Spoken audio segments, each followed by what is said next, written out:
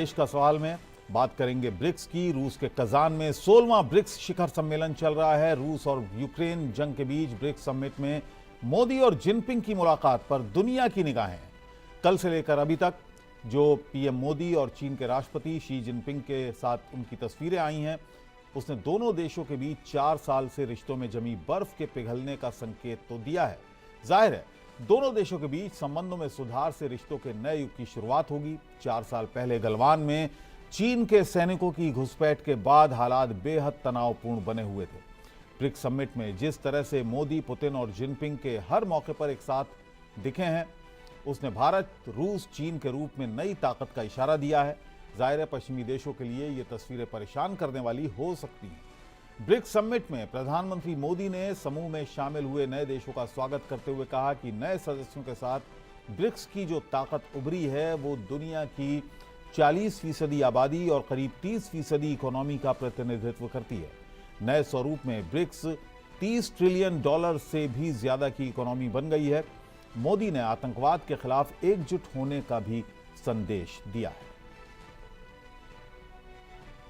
Bharat BRICS के अंतर्गत सहयोग बढ़ाने के लिए पूरी तरह से प्रतिबद्ध है। हमारी विविधता और मल्टीपोलैरिटी में हमारा दृढ़ विश्वास हमारी ताकत है। हमारी यही ताकत और मानवता में साझा विश्वास हमारी भावी पीढ़ी के समृद्ध और सशक्त भविष्य को सार्थक रूप देने में सहयोग होगा। आज की बहुत ही महत्वपूर्ण एवं उपयोगी चर्चाओं के लिए मैं सभी का आभार व्यक्त करता हूं। ब्रिक्स के अगले अध्यक्ष के रूप में मैं राष्ट्रपति लूला को हार्दिक शुभकामनाएं देता हूं।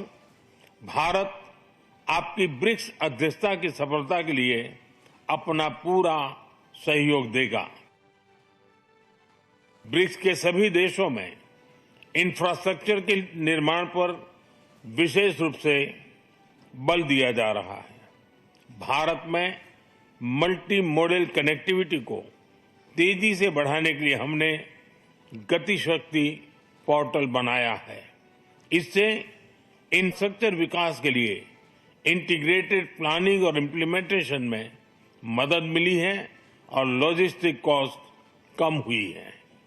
हमारे अनुभव आप सभी के साथ साझा करने में हमें खुशी होगी। फ्रेंड्स, ब्रिक्स देशों के बीच फाइनेंशियल इंटीग्रेशन बढ़ाने के लिए प्रयासों का हम स्वागत करते हैं। लोकल करेंसीज में व्यापार और सुगम रूप से क्रॉस बॉर्डर पेमेंट्स से हमारा आर्थिक सहयोग सुदृढ़ होगा। भारत द्वारा बनाया गया यूनिफाइड पेमेंट्स इंटरफेस यानी यूपीआई भारत की एक बहुत बड़ी सक्सेस स्टोरी है। इसे कई देशों में अपनाया गया है। पिछले वर्ष हिज हाइनेस शेख मोहम्मद के साथ मिलकर हमने इसे यूएई में भी लॉन्च किया। अन्य ब्रिक्स देशों के साथ भी इसमें सहयोग किया जा सकता है।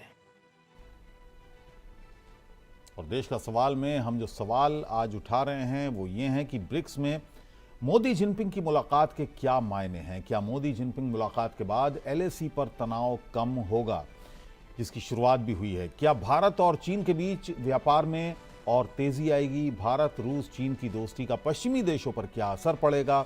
भारत, रूस, चीन की तिकड़ी को अमेरिका किस तरह से लेगा। ये तमाम सवाल हम उठा रहे हैं, लेकिन हमारा फोकस रहेगा चीन और भारत के संबंधों को लेकर। हमारे साथ खास मेहमान बन गए डॉक्टर धनंजय गिरी हमारे साथ हैं।